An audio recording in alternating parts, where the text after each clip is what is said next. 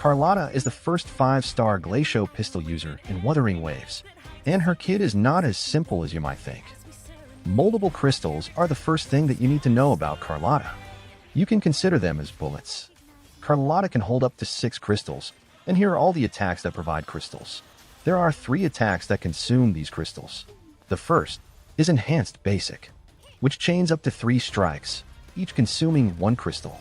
Second is Dodge Counters, which consume 1 crystal. The last and most important one is Chromatic Splendor. Chromatic Splendor is an enhanced resonance skill and a crucial part of Carlotta's kit.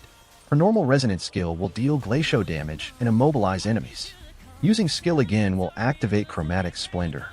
Chromatic Splendor consumes all moldable crystals and will give you substance, which is Carlotta's forte. The problem with this skill is that it can enter a 14-second cooldown.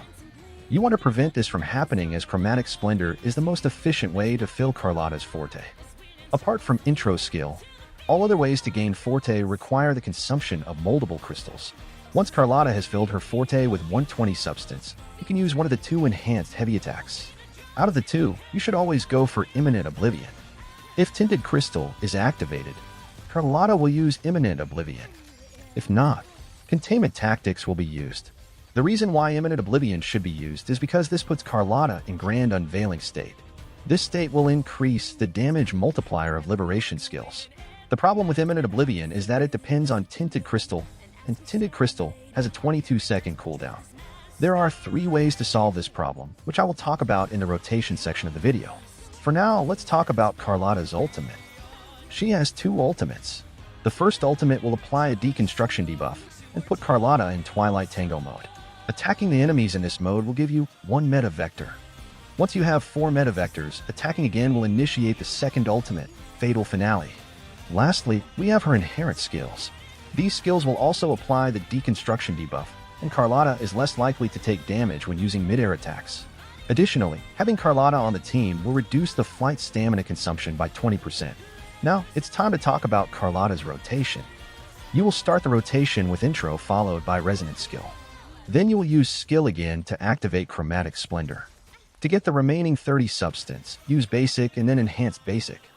Now that Carlotta's forte is full and assuming Tinted Crystal to be activated, you will use Imminent Oblivion. Then use Carlotta's ultimate, collect 4 meta vectors, activate her second ultimate, and finish with outro. If Tinted Crystal is not activated, you have 3 options. The first option is to ditch Carlotta's rotation and switch to your sub-DPS.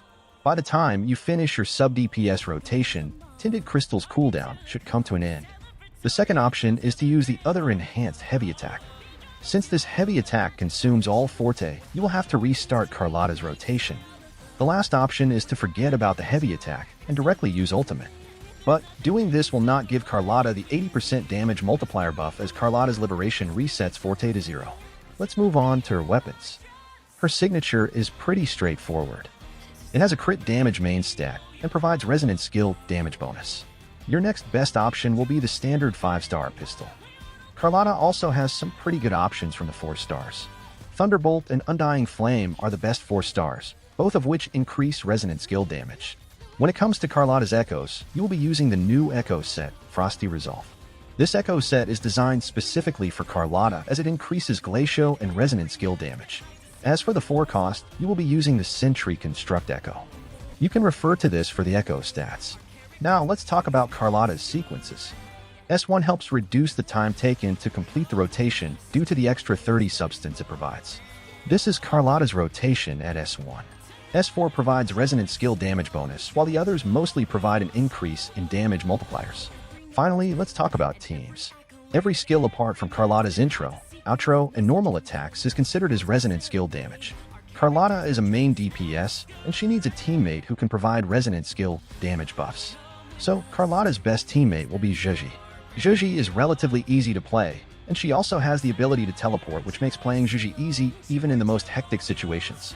You can pull for her in version 2.0, as she is getting a rerun with Carlotta. But if you don't have asteroids to spare, then Lumi will be your next best option. Lumi can be bought from the store for 80 corals. If you're playing Lumi as a sub-DPS, then she wouldn't really take a lot of field time, allowing Carlotta to shine. The last option will be Taoji. She is a viable teammate for Carlotta, but I personally don't like using her. She is just too slow. You are much better off with Lumi instead. So that's pretty much it for this video. Let me know how many asteroids you have saved for Carlotta.